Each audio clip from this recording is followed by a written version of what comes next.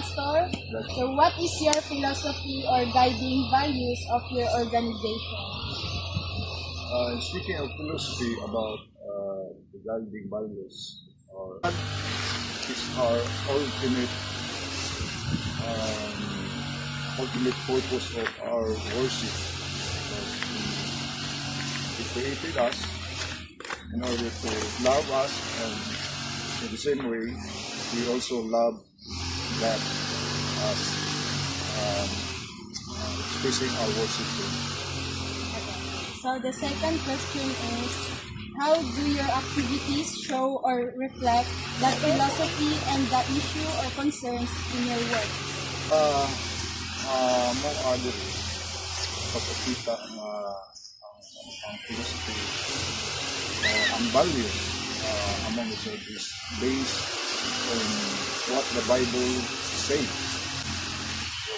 So, kung sa'y gisulti sa Bible, wala lang di Thank you, Pastor. Good afternoon, ma'am. Good afternoon. I would like you to ask you a few questions about what are the things you do as a secretary and how such things reflect the philosophy of your organization. Okay, so as a secretary, I manage communication, organize schedules and meetings, and also support daily administrative operations. I also handle inquiries, prepare documents, and also to coordinate with the staff members to ensure that communication flows smoothly within the organization.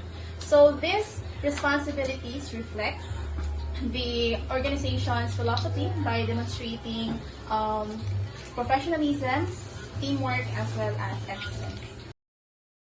Good afternoon, Ma'am Mariel. So I'd like to ask you a few questions about our philosophy interview. So first question is, the question is, what are the activities or the things you do and how such things reflect the philosophy of your organization?